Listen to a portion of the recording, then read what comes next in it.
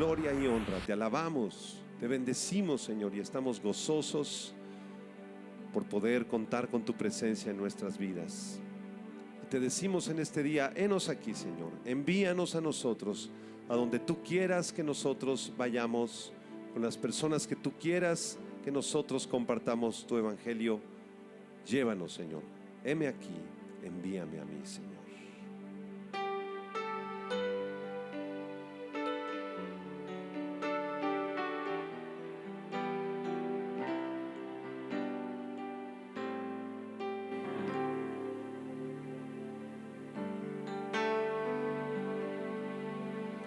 Cristo, tú eres la luz del mundo. Cristo, camino, vida y verdad. Cristo, el Cordero de Dios que quita el pecado del mundo. Cristo, mi único y fiel Salvador.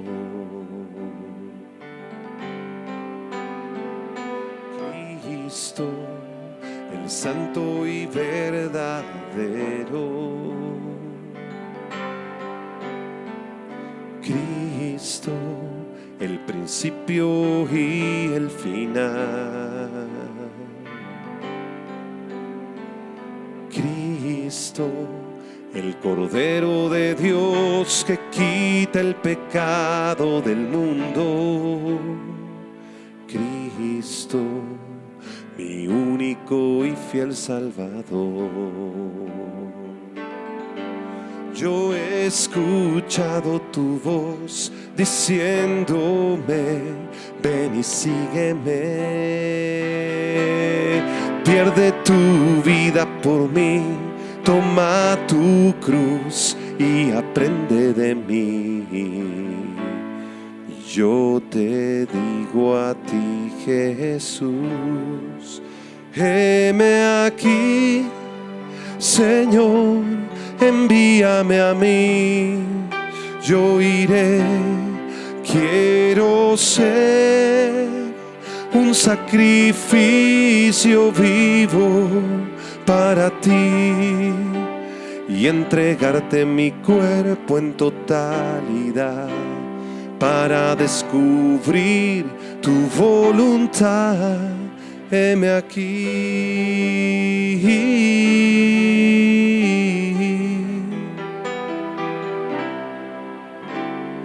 Cristo, el santo y el verdadero. Cristo, el principio y el final. Cristo, el Cordero de Dios que quita el pecado del mundo. Cristo, mi único y fiel Salvador. Yo he escuchado tu voz, Señor. Yo he escuchado tu voz diciéndome: ven y sígueme. Pierde tu vida por mí, toma tu cruz y aprende de mí. Y yo te digo a ti, Jesús, heme aquí, Señor, envíame a mí.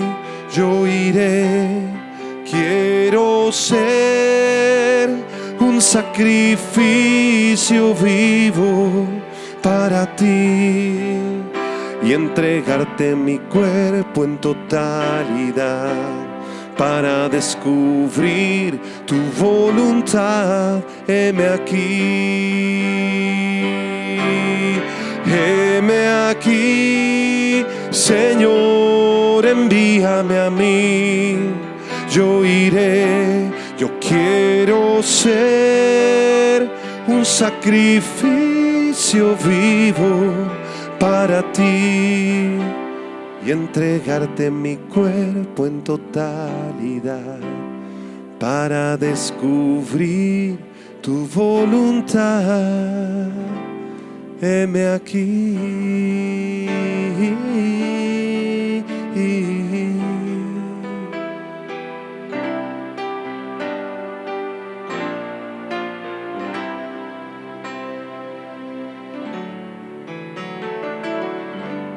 Aleluya. Henos aquí, Señor. Envíanos a cada uno de nosotros.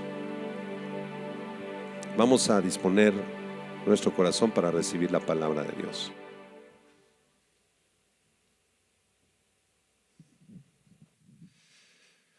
¿Cómo están?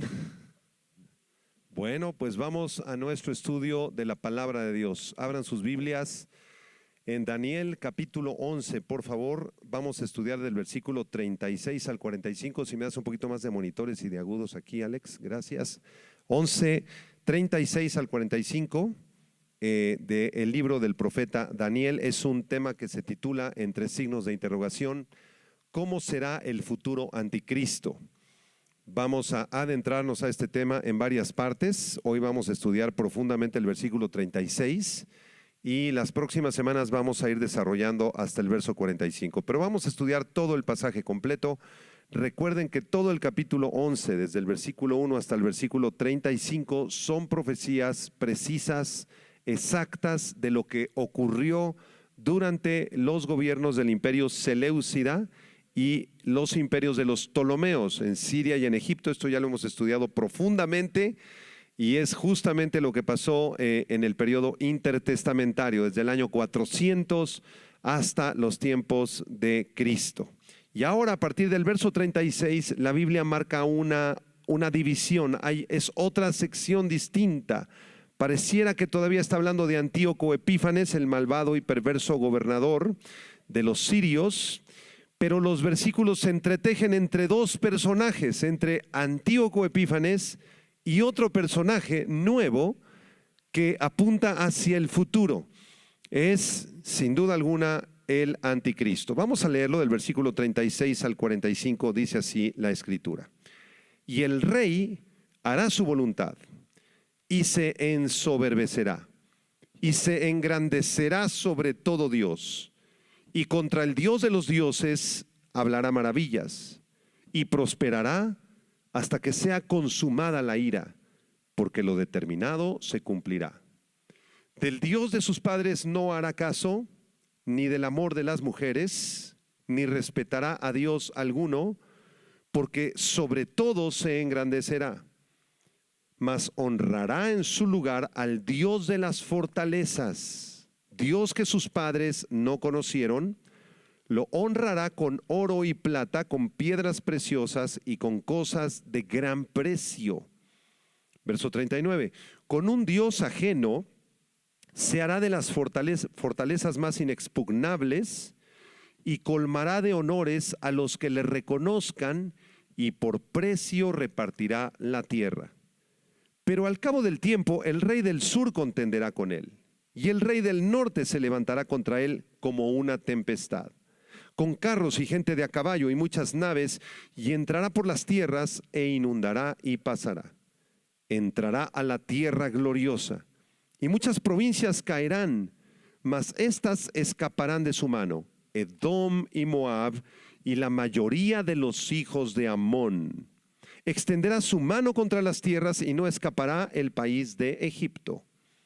Y se apoderará de los tesoros de oro y de plata, y de todas las cosas preciosas de Egipto, y los de Libia y de Etiopía le seguirán. Verso 44. Pero noticias del oriente y del norte lo atemorizarán, y saldrá con gran ira para destruir y matar a muchos, y plantará las tiendas de su palacio entre los mares y el monte glorioso y santo, mas llegará a su fin y no tendrá quien le ayude. Del versículo 36 al 45 vemos un personaje nuevo en la profecía. Daniel recibe esta profecía y primero ve todo lo que está ocurriendo con los Seleucidas, con los Ptolomeos, desde el año 400 hasta Antíoco Epífanes, un poco antes de Cristo. Y luego de esto da un salto de al menos 2000 años. y comienza a ver en la profecía el surgimiento de otro personaje nuevo, el cual no corresponde a Antíoco Epífanes. ¿Por qué no corresponde? ¿Cuál es una de las más grandes diferencias que podemos encontrar en este pasaje con la cual podemos determinar que es un personaje nuevo? Lo vamos a estudiar en el versículo 36, donde dice que del Dios de los dioses, contra el Dios de los dioses, hablará maravillas. Esto implica que este nuevo personaje tendrá la facultad de hacer milagros. En sus discursos, cuando Él se presente en las grandes plazas del mundo, cuando salga en el internet, en las noticias, en los grandes medios de comunicación, a la hora que Él esté hablando ocurrirán milagros. Y la historia no registra en ningún momento que Antíoco Epífanes haya hecho ni un solo milagro. Entonces, de esta manera podemos descubrir que es otro personaje distinto, que es un personaje nuevo. La profecía está hablando hacia el futuro, el surgimiento de un nuevo personaje que está a punto de surgir en nuestro mundo. ¿Cómo se llama ese personaje? El Apocalipsis le llama la bestia o el anticristo. Apunta, la palabra anticristo proviene de anti, que significa en contra de o en el lugar de. Y la palabra Cristo, que significa el ungido, ¿sí? Entonces el anticristo será una persona, un personaje que estará en contra de Cristo, pero al mismo tiempo ocupará el lugar de Cristo o se hará pasar por Cristo, será un usurpador de la persona de nuestro Señor Jesucristo. Y ese será el gran engaño, porque parecerá el Mesías. Todo mundo creerá en Él como Mesías, hará milagros como el Mesías. Quizá engaña a la humanidad haciéndoles creer que habría nacido de una virgen como el Mesías. Y de esa manera ocupará falsamente el lugar de Cristo, engañando a toda la humanidad. En esta mañana vamos a estudiar solamente el versículo 36. Le vamos a meter lupa, palabra por palabra, frase por frase, y vamos a descubrir las primeras características del futuro anticristo. ¿Sí? Vamos al verso 36, ahí al principio dice, y el rey hará su voluntad. Puedes apuntar la palabra rey, que proviene del hebreo melech, melech.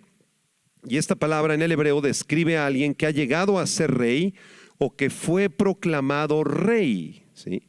Entonces el anticristo, de alguna forma asombrosa y extraordinaria, llegará al reinado. ¿Al reinado de qué? Al reinado del mundo.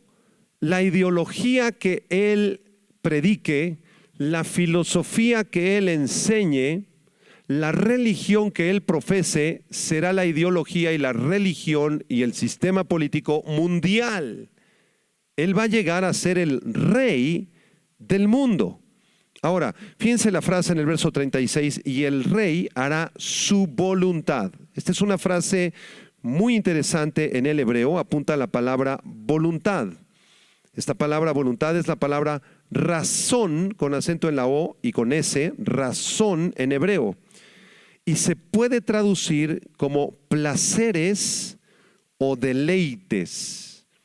Esto nos indica que el futuro anticristo hará todo lo que esté en su mano que le produzca placer y deleite. Todo lo que lo llene de orgullo, de soberbia, de placeres, de deleite, amor por el dinero, amor por los bienes, amor por la inmoralidad, por la ideología de género. A él no le interesa. Él va a hacer todo lo que esté en su mano para deleitarse, para tener placer sin importar el costo. Para el anticristo, el fin justifica los medios. Y él va a hacer todo lo que él desea hacer, lo que le venga a la mano, con tal de seguir en el trono. Hará todo aquello que le traiga gloria y honor conforme a su perversa voluntad. Por eso en el verso 36 al principio dice, el rey hará su voluntad. Lo que él desee, lo que a él le venga en gana, lo que más riquezas le traiga, lo que más placer le produzca. Vamos a contrastar esta característica del anticristo con lo que dice el Evangelio de Juan capítulo 6 verso 38, porque aquí los que conozcan de la Biblia en los días de la tribulación podrán diferenciar fácilmente entre la persona del anticristo y la persona de Jesucristo, el Hijo de Dios. Vamos a ver qué decía Jesucristo respecto a este asunto de hacer su voluntad. Juan capítulo 6, verso 38, ¿qué dice Jesús? Porque he descendido del cielo. Son palabras de Jesús. He descendido del cielo. ¿Para qué, Señor? No para hacer mi voluntad, sino la voluntad ¿de quién? Del que me envió. Y hay muchos textos en el Nuevo Testamento que hablan de Jesús en este sentido. Jesús no vino a hacer su voluntad, a buscar sus propósitos, sus intereses personales o su placer. Jesús vino a hacer la voluntad del Padre. Es una diferencia abismal entre el anticristo, que viene a hacer su voluntad, que se ensoberbece, que busca placeres y dinero y gobernar la mente de los hombres, en contraste con el verdadero Mesías, que él no vino a hacer su voluntad. Él vino a hacer la voluntad de su Padre. Ahora, nosotros somos seguidores de Jesús. Nosotros hemos nacido en este mundo no para hacer nuestra voluntad, no para buscar nuestros placeres, nuestro beneficio, sino para hacer la voluntad ¿de quién? La voluntad del Padre. Para eso nacimos, hermanos. Tú no vas a vivir donde tú desees vivir, vas a vivir donde el Señor te haya enviado a vivir. Tú no vas a nacer en la familia donde tú decidas nacer, sino que Dios te puso en la familia perfecta y correcta donde tú debías nacer. Pero es una familia muy difícil, pastor. Sí, ahí en esa familia Dios está perfeccionando tu carácter y está en el proceso de santificación. A Dios nada se le sale de la mano. Tú no vas a trabajar en el trabajo que tú quieras trabajar, vas a trabajar en el trabajo donde Dios te dio dones para que tú te desarrolles. Tú no vas a escoger irte a vivir a otra ciudad o a otro país si no consultas antes al Señor. Tú no viniste a hacer tu voluntad. Viniste a hacer la voluntad del Padre, igual que lo dice el Señor Jesucristo. Regresamos al verso 36, dice, el rey hará su voluntad, a diferencia del Hijo de Dios. Y a continuación dice, y se ensoberbecerá. ¿Ya lo vieron? Se ensoberbecerá. Anota la palabra ensoberbecerá o ensoberbecerse. Es la palabra hebrea rum, con acento en la U, R-U-M. R-U-M. Esto significa que el anticristo será una persona tremendamente orgullosa y soberbia. Se exaltará a sí mismo en arrogancia. Todo el mundo lo admirará y en esa admiración él se llenará de soberbia y de arrogancia. Será un hombre soberbio. Y desde luego la soberbia es un pecado que el Señor detesta, como todos lo sabemos aquí. Miren lo que dice Proverbios 8, versículo 13. Proverbios 8:13. Dice la Escritura, la soberbia y la arrogancia, el mal camino y la boca perversa aborrezco. ¿Quién está hablando? Dios. Entonces nosotros los cristianos debemos estar luchando constantemente contra algo que se llama orgullo, soberbia, arrogancia, porque todos tenemos nuestra pequeña o gran dosis de soberbia, orgullo y arrogancia. Pastor, pero yo ya nací de nuevo. ¿Qué me está diciendo? Sí, te estoy diciendo que todavía hay una dosis de soberbia y de orgullo y de arrogancia. ¿Cómo puedes detectar si hay soberbia y orgullo o arrogancia en tu vida? Muy fácil, muy fácil. Observa a lo largo de esta semana cuántas veces te molestas y te enojas. Si tú eres una persona que se molesta frecuentemente por cualquier cosa, los asuntos no salieron como tú pensabas, no salió el viaje como tú lo habías planeado, no pudiste juntar el dinero para pagar la tarjeta, te chocaste en el periférico, algo salió mal y entonces explotas, te molestas. Y el 95% de los enojos y las molestias que nos dan son un síntoma inequívoco de soberbia, orgullo y arrogancia. No llegué a la cita porque había mucho tráfico en la carretera. Fue culpa de la carretera. Y ahí estás, ¿verdad? Con el claxon y quieres llegar rápido. ¿Que no has entendido que tienes un Dios soberano que controla todas las cosas? ¿Por qué te molestas? ¿Sabes por qué te molestaste? Porque las cosas no salieron como tú habías planeado. Entonces el centro de tu vida eres tú. Como no salieron las cosas como tú habías planeado, te molestaste, te enojaste. O sea, atrás de ese enojo hay una dosis de soberbia. Por eso Proverbios 8:13, repito, dice: la soberbia y la arrogancia, el mal camino y la boca perversa, aborrezco, dice el Señor. Constantemente debemos arrepentirnos de nuestra soberbia, de nuestra arrogancia y decirle: Señor, perdóname, porque todavía soy muy orgulloso, muy soberbio y muy arrogante, características del anticristo. Regresamos al versículo 36, dice: el rey hará su voluntad y se ensoberbecerá. Y después dice: y se engrandecerá sobre todo Dios. Apunten la palabra engrandecerá o engrandecer. Este término hebreo es la palabra gadal, con acento en la segunda A. Gadal, que significa crecer o llegar a ser alguien importante. También significa en el hebreo autopromoverse, hacerse poderoso, hacerse digno de alabanza o hacer cosas grandiosas.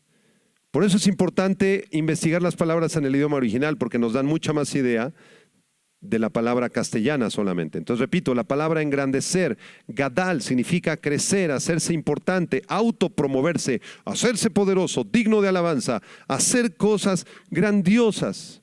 Entonces esto significa que el futuro anticristo será una persona que pisotee y humille y hasta mande a asesinar a aquellos que le estorben, para llegar a ser él el rey del mundo. No le importa matar a personas, no le importa pisotear a nadie, él se autopromoverá. ¿Conocen personas así? Con este espíritu de anticristo. Se da mucho en las empresas, en el gobierno, que aquel pisoteó al otro y mandó que lo eliminaran, que lo echaran a un lado, lo calumnió, dijo cosas terribles de él para él llegar a ser el gobernador del estado. Porque él se autopromovió, él metió dinero porque él tiene que ser el gobernador. Este tipo de actitudes en algunos de nuestros políticos es un espíritu de anticristo, porque es exactamente lo que hará el anticristo. Él será una persona grandiosa que llegará a ser tan importante y grandioso en su mente y la de sus seguidores, que no habrá ningún Dios en su mente que se le pueda comparar. Él dirá: ya llegué al poder, ya estoy gobernando sobre todas las naciones, ya estoy implementando la ideología de género, ya convencí a todos los niños de la ideología de género. Ya estoy unificando el sistema político, ya estoy unificando el sistema económico. Yo soy el rey del mundo. Ningún Dios se puede comparar a mí. Eso es lo que él va a pensar. Fíjense cómo el apóstol Pablo, en los tiempos del Nuevo Testamento, más o menos unos 700 años después de este versículo que estamos leyendo, dijo exactamente lo mismo con más detalles acerca de este perverso personaje. Segunda a los Tesalonicenses, capítulo 2.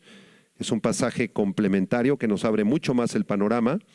Segunda Tesalonicenses capítulo 2, versículos del 1 al 4. Vamos a ver lo que dice aquí el apóstol Pablo en este pasaje. Dice, Segunda Tesalonicenses 2, pero con respecto a la venida de nuestro Señor Jesucristo y nuestra reunión con Él, digan amén. O sea, nos vamos a reunir con Cristo, ¿ya lo vieron? Entonces, respecto a ese día cuando nos vamos a reunir con Cristo, les ruego, dice Pablo, hermanos, les suplico, les ruego, versículo 2, que no os dejéis mover fácilmente de vuestro modo de pensar, ni os conturbéis, ni por espíritu, ni por palabra, ni por carta, como si fuera nuestra, en el sentido de que el día del Señor está cerca. El día del Señor, esta expresión, el día de Jehová o el día del Señor, inicia con el arrebatamiento de la iglesia. Cuando venga el arrebatamiento de la iglesia, ahí ya empezó el día del Señor.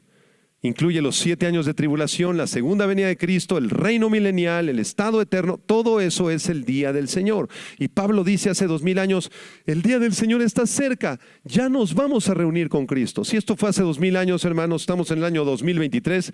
El día del Señor está mucho más cerca que hace 2000 años. Ya puede ser esta noche, esta tarde, el año que entra, está muy cerca el día del Señor. Entonces Pablo les dice en el verso 2, no te dejes mover fácilmente de tu modo de pensar. Vean por favor la importancia de nuestro modo de pensar. El asunto está aquí en nuestra mente, en nuestra alma. ¿Cómo piensas? ¿Qué es lo que crees? ¿En qué Dios has creído? ¿Crees que Jesucristo es el Hijo de Dios? ¿Crees que Él murió por tus pecados? ¿Crees que Él resucitó de los muertos? ¿Crees que la palabra de Dios es la única fuente de autoridad, de fe y conducta en tu vida, o la mezclas con psicología? ¿O con los horóscopos? ¿O con lo que diga el psiquiatra? No, hermanos, no nos dejemos mover fácilmente de nuestro modo de pensar. Nuestro modo de pensar es el modo de pensar de Cristo, porque la Biblia dice, ustedes tienen la mente de Cristo. Amén. Versículo 3. Nadie os engañe en ninguna manera, porque no vendrá ¿qué? Versículo 1, el día del Señor, el día del Señor Jesucristo. No vendrá sin que antes venga la apostasía, subraya esa palabra, y se manifieste el hombre de pecado, el hijo de perdición. El hombre de pecado o hijo de perdición es el anticristo de Daniel 11. Entonces, antes de que venga el Señor y el arrebatamiento y los eventos del día del Señor, vendrá la apostasía. ¿Qué es la apostasía? Apostasía significa abandonar. Aquellos que se acercaron al cristianismo, se acercaron a Cristo, se acercaron a la Biblia, casi creyeron la Biblia, parecían cristianos, pero apostataron y se regresaron al mormonismo, se regresaron al catolicismo, se fueron al ateísmo, se fueron a su propia manera de pensar, a su propia religión. Entonces ya estamos en los días de la apostasía. La iglesia cristiana del siglo XXI en su gran mayoría es una iglesia apóstata que no está siguiendo realmente a Cristo.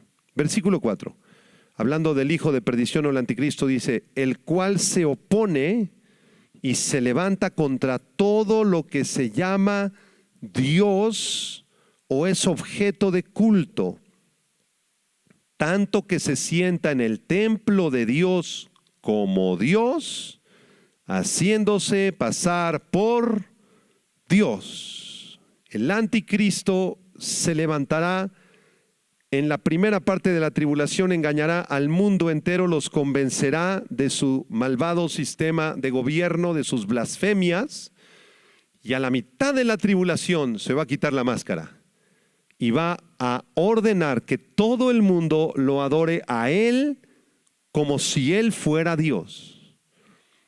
Iba a decir, a ver, vengan los testigos de Jehová, su Dios es un Dios falso, aquí no hay más Dios que yo. Venga la comunidad católica, ¿saben qué? Los dioses, el Dios en el que ustedes creen y sus santos no sirven para nada, aquí el único Dios soy yo. Vengan los judíos, vengan los musulmanes, ¿sabes qué? Alá no sirve para nada, tampoco el Dios de los judíos, aquí el único Dios soy yo. Y va a mandar reconstruir el templo de Jerusalén, que andábamos hace unos días allá en el muro de los lamentos. Atrás del muro de los lamentos está el domo de la roca, va a quitar todo eso, se va a construir el templo de Jerusalén. Y ahí desde el templo de Jerusalén, versículo 4, se sentará en el templo de Dios como Dios, haciéndose pasar por Dios. Terribles tiempos los que vienen sobre este mundo. Regresamos al verso 36, Daniel 11:36. ¿Están entendiendo, hermanos? Estamos desmenuzando el verso 36.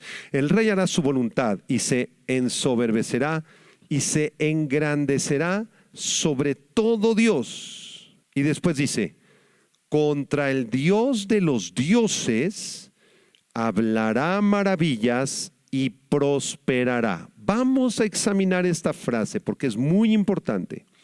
Contra el Dios de los dioses hablará maravillas y prosperará. Pregunta aquí a mis estudiantes teólogos, ¿quién es el Dios de los dioses? En el verso 36. ¿Quién será? Bueno, el Dios de los dioses aquí se refiere al Dios de Daniel, al Dios de Israel, al Dios de la Biblia, al Dios de Abraham, de Isaac y de Jacob. ¿Cómo sé esto? ¿Cómo puedo llegar a esa conclusión? Porque no puedo ser ligero en mi teología. Tengo que investigar si este Dios de los dioses es el Dios de la Biblia o si se está refiriendo a otro Dios. Entonces tengo que buscar el contexto más cercano donde se menciona al Dios de los dioses. Vamos a Daniel 2:47. Ahí en el capítulo 2 de Daniel, verso 47, está Nabucodonosor hablando. Daniel 2 es el sueño que tuvo Nabucodonosor, ¿recuerdan? Ahí en el versículo 46 dice: entonces el rey Nabucodonosor se postró sobre su rostro y se humilló ante Daniel y mandó que le ofreciesen presentes e incienso. ¿Se acuerdan? El rey habló a Daniel y dijo: ciertamente el Dios vuestro es Dios de dioses. Ahí está. La misma expresión del capítulo 11. Y Señor de los reyes y el que revela los misterios, pues pudiste revelar este misterio. Entonces ahí en Daniel 2:47 aparece la expresión el Dios de los dioses. El Dios vuestro es Dios de dioses. Y en Deuteronomio capítulo 10 verso 17, Deuteronomio 10:17, la Biblia dice: porque Jehová vuestro Dios es Dios de dioses y Señor de señores, Dios grande, poderoso y temible, que no hace acepción de personas ni toma cohecho. Nuestro Dios, hermanos, es el Dios de dioses, el Señor de señores, el Rey de reyes. No hay otro Dios como nuestro Dios. Él es el creador del universo y de los cielos y de la tierra. Entonces todos los dioses hindúes, que son más de 30 dioses, son como nada delante de Jehová. Los dioses aztecas, que Tlaloc, la Quetzalcóatl, Huitzilopochtli, la Coatlicue y cientos de dioses aztecas son dioses falsos, son como nada delante de nuestro Dios. Todos los santos y las vírgenes y los ángeles a los cuales claman en algunas religiones son nada en comparación con nuestro Dios. ¿Quién como tú, oh Señor? Te alabamos con todo nuestro corazón. Nuestro Dios es Dios de dioses. Regresamos al versículo 36 de Daniel, capítulo 11, versículo 36. Hemos entendido entonces que el anticristo, dice aquí, contra el Dios de los dioses hablará maravillas y prosperará. Esto significa que el anticristo será un gran orador, uno de los mejores maestros de oratoria de todos los tiempos. Cuando el anticristo llegue hacia los auditorios multitudinarios y transmitan sus conferencias a nivel mundial, hará tal uso del lenguaje y tendrá tal personalidad que todos en la habitación quedarán hipnotizados, todos. Desde luego será energetizado por Satanás, porque esto es un don, no es de Dios, esto es un don diabólico, satánico. No sé cuántos de ustedes se han tomado el tiempo de estudiar un poco acerca de la Segunda Guerra Mundial, cuando Adolfo Hitler levantó el Partido Comunista Nazi y lo metieron a la cárcel y escribió su libro que se llamaba Mi lucha, ¿se acuerdan? Y después salió de la cárcel, comenzó a convencer a Alemania que necesitaban una reforma, que tenían que levantarse del castigo que les habían impuesto de la Primera Guerra Mundial, que ellos eran una raza superior, una raza aria, y que todos los demás, especialmente los judíos, eran una raza inferior. Hitler y el partido nazi consideraba que los judíos eran poco menos que animales, ratones. Así lo consideraban ellos. Y lo más impresionante, no sé cuántos de ustedes han visto sus discursos de Hitler, hay algunos que están grabados, y él llegaba hacia auditorios, estaba lleno la juventud nazi, 3, 4, 5 mil jóvenes, todos los soldados del ejército alemán, de las fuerzas aéreas alemanas, todos sentados así, multitudes, y estaban esperando a Hitler y no aparecía y algunos cuchicheaban y estaban nerviosos porque venía el Führer a darles ánimo, a darles un mensaje de esperanza y de conquista. Y de pronto aparecía Hitler, salía por ahí de una puerta o se subía al estrado, ¿verdad? Y todas las miradas lo seguían, todas las miradas. Llegaba así, él no usaba ningún púlpito, sabía sus discursos de memoria, le ponían un micrófono, le ajustaban el micrófono y se paraba así delante del micrófono. ¿Y qué creen? Durante 2 o 3 minutos Hitler no decía nada, no pronunciaba ni una sola palabra. Había un silencio absoluto en el auditorio. Todos los ojos de los jóvenes y de los soldados y de las Fuerzas Armadas estaban como hipnotizados, como controlados absolutamente por una fuerza espiritual, por algún demonio que operaba en este hombre.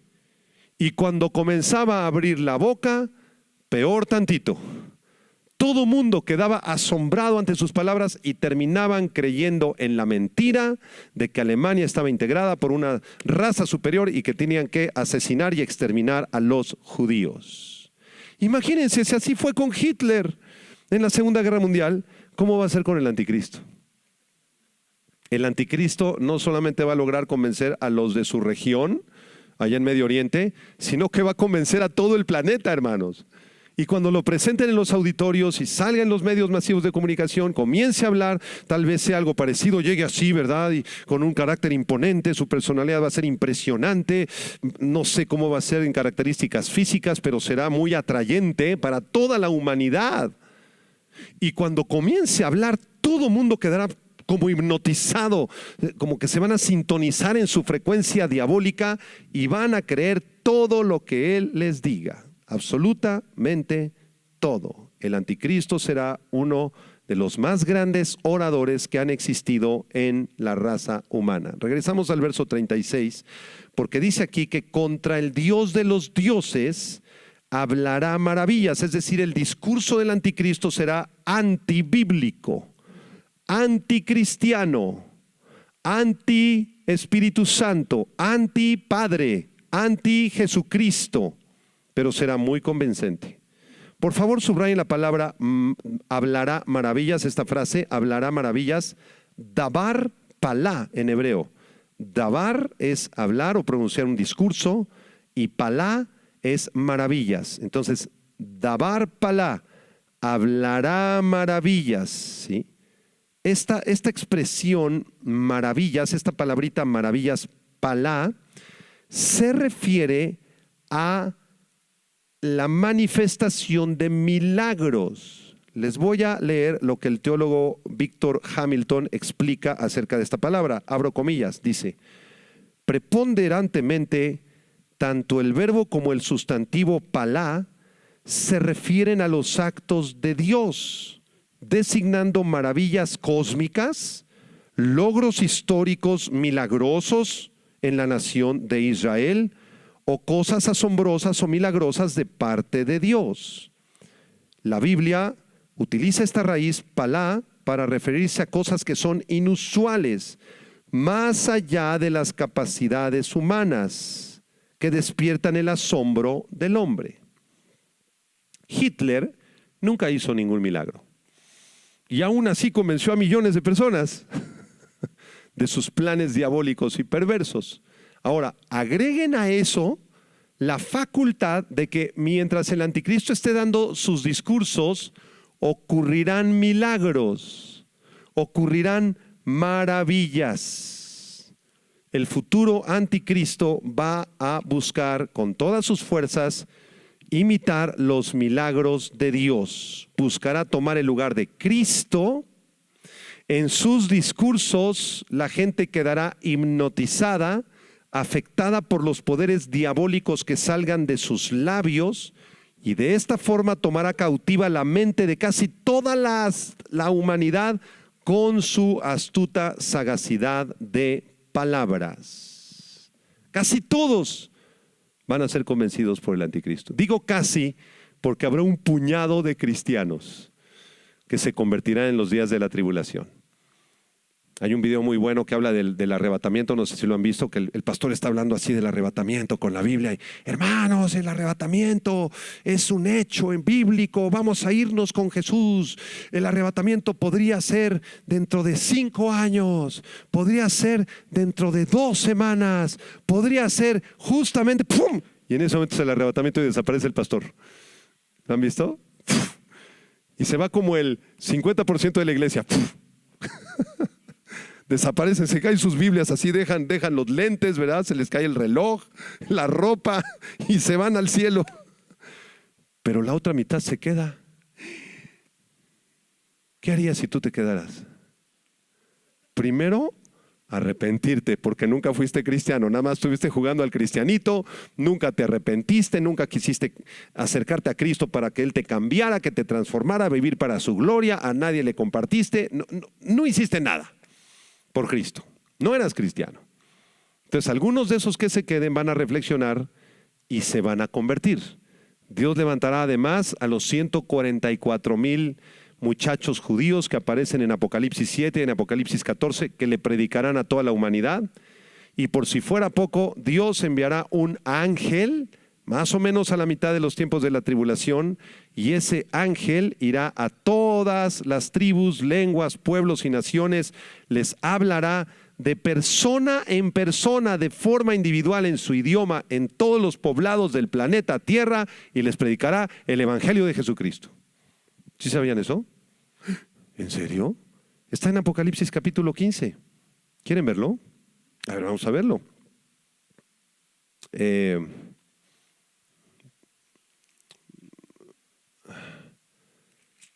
Déjenme ver el pasaje. Apocalipsis 14, perdón. Apocalipsis 14, versículo 6. Estamos más o menos a la mitad de la tribulación y en Apocalipsis 14, 6, Juan dice: vi volar por en medio del cielo a otro ángel que tenía el evangelio eterno. ¿Qué es el evangelio eterno? El evangelio de Cristo. ¿Para qué? Para predicarlo a los moradores de la tierra, a toda nación, tribu, lengua y pueblo, diciendo a gran voz: temed a Dios y dadle gloria, porque la hora de su juicio ha llegado, y adorad a aquel que hizo el cielo y la tierra, el mar y las fuentes de las aguas. Noten cómo este ángel va por todas las tribus, todas las lenguas y los pueblos, en su idioma de cada uno, predicándoles el mensaje del evangelio, y aún así la mayoría de ellos no se van a querer arrepentir. ¿Por qué? Porque el anticristo ya los hipnotizó. ¿Ya lo vieron? Qué interesante pasaje, ¿verdad? Bueno, regresamos a Daniel 11. Vamos a comentar un poquito acerca de estas maravillas que va a hacer el anticristo, porque él va a tener la facultad de hacer milagros y maravillas asombrosas, por medio de las cuales no se tendrá duda alguna de sus falsas credenciales mesiánicas. Entonces, si, por ejemplo, si un político, por ahí el presidente de Rusia, supongamos, o el presidente de Brasil, van a una conferencia internacional con el gran líder que ha surgido en los últimos meses, un gran líder mundial, y lo invitan al presidente de Brasil, al de Colombia, al de Argentina. Llegan ahí el presidente de Canadá, el presidente de Rusia, se sientan con un poco de incredulidad, ¿no? Dicen: ¿y este de dónde salió? Si es tan joven, ¿qué carisma tiene? ¿Cómo habla? ¿Cómo ha logrado la paz mundial? Estábamos a punto de matarnos, estábamos a punto de oprimir el botón para iniciar una guerra nuclear, y logró aplacarnos y traer paz. A ver, quiero escucharlo. Se van a sentar así con incredulidad, ¿no? Y el otro va a empezar a hablar, ¿no? Pues miren, yo he venido a salvar a la humanidad, Van a quedar muy impactados, pero quizá algunos de ellos sigan con incredulidad. Y el presidente de Canadá le diga al de Brasil: habla muy bonito, pero no le creas, es puro cuento. ¿Ustedes creen que el anticristo va a dar cuenta de eso? Claro que sí. Es uno de los hombres más astutos que ha existido en la maldad, en el mundo. Entonces él de alguna forma se va a acercar con esos incrédulos y les va a decir: ¿por qué no crees a mi palabra? Va a extender así su mano, quizá los vaya a tocar, y algún milagro va a ocurrir. No sé cuál. Algún milagro, quizá de sanidad, ¿no? Y el presidente de Canadá tenía taquicardia y estaba a punto de darle infarto. Queda sanado. El tipo quedó sanado. O algo ocurrió, una señal en el cielo, hizo llover, hizo caer fuego. Yo no sé qué milagros va a hacer. El caso es que ya con los milagros, todos los presidentes de todas las naciones del mundo y las organizaciones sociales y gubernamentales van a terminar creyendo en este perverso. Así lo dice la Escritura en el verso 36, subraya la palabra prosperará. Dice: contra el Dios de los dioses hablará maravillas y prosperará. Esta palabra prosperar, apúntala, es la palabra saleaj en hebreo. Saleaj, se las deletreo: S-A-L-E-A-H, Saleaj, y significa simplemente hacerse próspero. O sea, en los últimos días este perverso hombre prosperará. Vamos a explicar la última parte del versículo para cerrar nuestro estudio. Versículo 36 dice, ¿prosperará hasta cuándo, hermanos? ¿Va a prosperar para siempre? ¿Va a gobernar para siempre este perverso? No, dice, ¿hasta cuándo? Hasta que sea consumada la ira, porque lo determinado se cumplirá. Pregunta, ¿hasta que sea consumada la ira de quién? La ira de Dios. Dios es un Dios de misericordia, de paz, de perdón, de amor, de salvación. ¿No es verdad? Y por eso lo alabamos esta mañana. Gracias, Señor, porque eres un Dios misericordioso. Me tuviste paciencia cuando iba en el kinder, Señor. Era yo un rebelde en el kinder. Me tuviste toda la paciencia en la primaria, Señor. En la secundaria aprendí todas las malas palabras habidas y por haber en México. Y aún así no me exterminaste con tu fuego, porque me lo merecía. Lo que yo merecía era el infierno. Y luego en la prepa ya ni recordar los pecados de la prepa, Señor. Y tú me perdonaste todo eso. Luego salí y estudié, Señor, para contador público. Y hice de las mías, Señor, en la universidad. Y luego de la universidad, Señor, seguí destruyendo mi vida y era un pecador que merecía el infierno hasta que a los 39 años me alcanzaste. Durante 39 años yo merecía tu ira y el infierno. ¿Por qué no me diste de tu ira, Señor? ¿Por qué no me enviaste al infierno? Porque nuestro Dios es misericordioso, paciente, amoroso. Dile a la persona a tu lado, qué paciencia te tuvo, hijo. Y tú respóndele y dile, a ti también. Entonces nuestro Dios es paciente. ¿Por qué no ha venido Jesús? ¿Por qué no se ha manifestado todavía el anticristo y el Señor lo ha mandado al lago de fuego? Por su infinita paciencia de nuestro precioso Salvador, hasta que sea consumada la ira de Dios. Apunten esto, la ira de Dios se enciende debido a la rebelión humana, a la idolatría, al desprecio por la palabra de Dios y contra quienes hacen daño y mal a Israel. Les voy a dar los versículos. Número 1, la ira de Dios se enciende debido a la rebelión, Deuteronomio 9. Lo lees después. Número 2, se enciende contra la idolatría, Segunda Crónicas 24. Lo pueden leer después. Se enciende la ira de Dios contra aquellos que desprecian la palabra de Dios, Segunda Crónicas 36. Y se enciende contra quienes hacen daño y mal a la nación de Israel, Jeremías 32. Entonces el anticristo tiene estas 4 características: es un rebelde, es un idólatra, desprecia la palabra de Dios y odia a la nación de Israel y quiere destruirla. El anticristo y todo el planeta Tierra lleno de pecado, de ideologías de género, de inmoralidad sexual, de abusos infantiles, de violaciones contra niños, de abortos masivos en Estados Unidos. Miles de abortos se practican diario y hay más clínicas de aborto que McDonald's en Estados Unidos. Solamente que no están identificadas, son edificios sin letrero. Y es legal. Entonces Dios la ira de Dios ya se está colmando, ¿sí me entienden? Ya está llegando a su límite y Él va a derramar su ira sobre un mundo rebelde, idólatra, que desprecia la palabra de Dios y que odia a Israel. Salmo 7, vamos a leerlo para ir cerrando. Salmo 7 del 11 al 17, miren este pasaje. Salmo 7, 11 al 17. Hermano, pero Dios es amor. Sí, pero también es ira. ¿Cómo que es ira? Sí, es un balance y es un equilibrio. Dios es el juez y el que justifica al mismo tiempo. Salmo 7, versículo 11, léanlo conmigo. ¿Qué dice? Dios es juez justo. Y miren lo que sigue. Y Dios está airado contra el impío todos los días. Si no se arrepiente, Él afilará su espada. Armado tiene ya su arco y lo ha preparado. Asimismo ha preparado armas de muerte y ha labrado saetas ardientes. He aquí el impío concibió maldad, se preñó de iniquidad y dio a luz engaño. Pozo acabado y lo ha ahondado, y en el hoyo que hizo caerá. Su iniquidad volverá sobre su cabeza y su agravio caerá sobre su propia coronilla. Y yo alabaré a Jehová conforme a su justicia y cantaré al nombre de Jehová el Altísimo.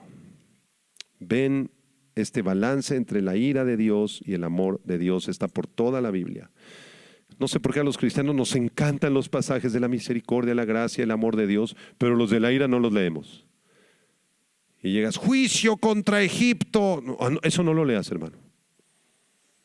Las plagas del Apocalipsis. No, hermano, mejor vámonos al Salmo 23. Juicio contra el rey de Tiro y de Sidón por sus idolatrías. Hermano, eso sáltatelo. No nos gusta. Pero debe ser igual de exaltado Dios por su misericordia que por su ira. Bueno, regresen a Daniel 11, porque muy rápidamente les voy a explicar en qué consiste la consumación de la ira de Dios. Dice Daniel 11:36, hasta que sea consumada la ira. Miren, cuando venga el arrebatamiento entraremos a un tiempo que se llamará la tribulación de 7 años. Se dividirá en 2 secciones. Los primeros 3 años y medio se llaman tribulación. Los últimos 3 años y medio se llama gran tribulación. Durante los primeros 3 años y medio, la ira de Dios consistirá en el derramamiento de 7 sellos. Vamos a ver si podemos poner una lámina ahí en la pantalla. Los 7 sellos de la ira de Dios que aparecen en Apocalipsis 6, 7 y 8. El primer sello es el anticristo. El segundo sello es la guerra. El tercero, el hambre. Y el cuarto, la muerte, que se corresponden con los 4 jinetes del Apocalipsis. ¿Se acuerdan? El quinto sello son las oraciones de los mártires desde el cielo, que están diciendo, Señor, Señor, Señor, por favor, derrama ya tu ira. Señor, sé justo. Y en el séptimo sello se anuncian las trompetas, que son 7, las 7 trompetas. Cuando se anuncian las trompetas en el séptimo sello, ¿sí lo siguen? Ahí, alrededor de ese tiempo, inicia la segunda mitad de la tribulación, los últimos 3 años y medio. Y en los últimos 3 años y medio, los juicios son mucho más severos. Vean, por ejemplo, los juicios de las 7 trompetas. La primera trompeta es que la tercera parte de la vegetación se quema en todo el planeta. La segunda trompeta, la tercera parte del mar es juzgada. La tercera trompeta, la tercera parte del agua fresca es juzgada y termina completamente podrida. La cuarta trompeta incluye que la tercera parte de los luminares es oscurecida, la tercera parte del sol y de la luna se oscurece. La quinta aumenta la actividad demoníaca en el planeta Tierra. En la sexta trompeta, la tercera parte de la humanidad muere. La tercera parte de la humanidad muere. Si somos 8,000 millones, bueno, pues o 9,000 millones para ese tiempo, 3,000 millones de cadáveres estarán en la tierra para ese tiempo. Y la séptima trompeta incluye los juicios de las 7 copas, que son aún mucho más severas que las trompetas.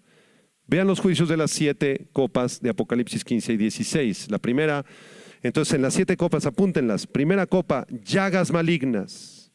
La humanidad pecaminosa se llena de llagas, se empieza a podrir la piel. En la segunda copa, el mar es convertido en sangre.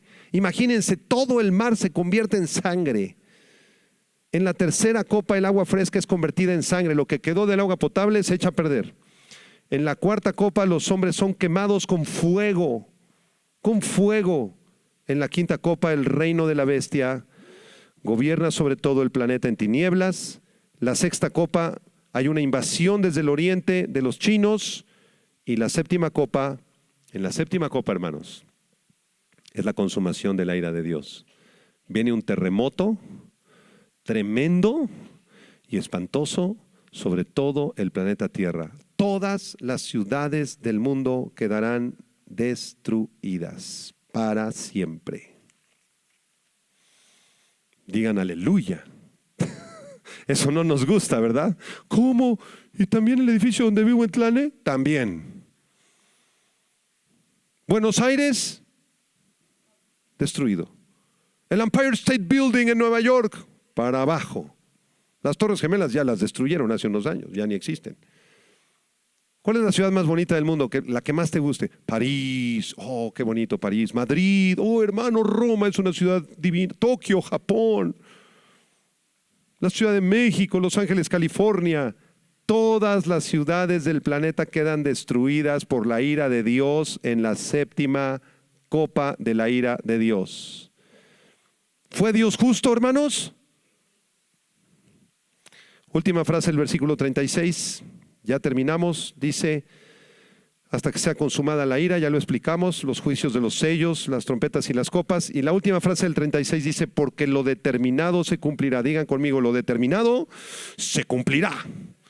Eso quiere decir que nuestro Dios es soberano y todo lo que ha prometido, todo lo que ha dicho y profetizado en las Escrituras se va a cumplir, incluidos los juicios de su ira. Los juicios de la ira de Dios.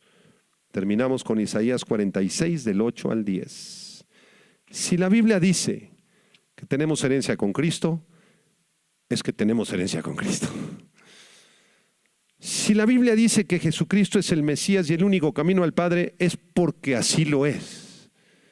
Si la Biblia dice que existió una nación llamada Israel en el Antiguo Testamento y que un muchachito llamado David derrotó a un gigante llamado Goliat de más de 3 metros, es porque así es verdad. Todos los juicios de Dios son verdaderos. Lean conmigo Isaías 46 del 8 al 10. ¿Qué dice? Acordaos de esto y tened vergüenza. Volved en vosotros, prevaricadores. Le está hablando a los pecadores del tiempo de Isaías. Acuérdense de esto. Tengan vergüenza, pecadores. Vuelvan en sí. Despierten ya de su sueño pecaminoso, prevaricadores. Isaías 46, 9. Acordaos de las cosas pasadas desde los tiempos antiguos, porque yo soy Dios. Y no hay otro Dios, y nada hay semejante a mí, que anuncio lo por venir, el futuro, desde el principio, y desde la antigüedad, lo que aún no era hecho. Que digo, mi consejo permanecerá, y haré todo lo que quiero. Ese es nuestro Dios. Él anunció tu nacimiento y el día de tu muerte ya está escrito. El día que te vas, no llores, alégrate. Ya estaba escrito, Señor, ya llega al final del camino. Gracias, Señor. Es el día de mi graduación, aleluya. Ya estaba escrito desde antes de la fundación del mundo. Ya no lloren por mí. Alégrense mejor. Échenle ganas para que me alcancen. Y unos dicen, sí, pastor, ya voy de salida, pero no empujen. Ya está escrito, todo está escrito, hermanos. Y también los días finales, los acontecimientos del futuro, nosotros los conocemos. No nos angustiemos, no nos llenemos de temor. Ay, hermano, y la ideología de género, y la moneda, y la criptomoneda, y las naciones, y el coronavirus. ¿Qué te asustas? Todo estaba aquí ya escrito. Nosotros ya conocemos el final de la historia. Ya sabemos que Dios va a venir a juzgar a los impíos. No nos asustemos por eso y démosle gloria por su misericordia y por su ira también. Cierra tus ojos. Señor, gracias por este versículo 36 tan profundo, tan hermoso, en el cual hemos aprendido, Señor, cómo surgirá este perverso, maligno, blasfemo, arrogante personaje llamado la bestia o el anticristo. Señor, nosotros sabemos que no estaremos para ese entonces porque vendrás antes por tu iglesia, nos llevarás al cielo, porque estamos invitados a una boda, estamos pedidos para una boda. Somos tu novia, Señor, y tú estás preparando esa boda preciosa, mientras aquí en la tierra vengan los juicios de los sellos y las trompetas y las copas. Señor, allá en el cielo habrá una boda, las bodas del Cordero. Te pedimos misericordia para los que no te conocen, los que están atrapados en catolicismo, en mormonismo, testigos de Jehová, ideologías de género, secularismo humanista, amor por el dinero, ateísmo, evolucionismo, psicología, psiquiatría. Señor, sálvalos, ten misericordia de ellos y permítenos a nosotros ser luz en medio de este mundo perverso que se va a un profundo pozo de pecado cada día más. Este mundo que tú juzgarás en breve y vendrás a reinar sobre la tierra. Levanta tus manos y dile: Señor Jesucristo, te entrego mi vida, te entrego mi corazón, santifícame, límpiame, purifícame. Quiero ser un instrumento en tus manos, Señor. Heme aquí, envíame a mí a ser luz en medio de tinieblas. En Cristo Jesús. Amén. Que Dios les bendiga a todos los que siguieron este estudio. Nos vemos la próxima semana para analizar el verso 37 en adelante.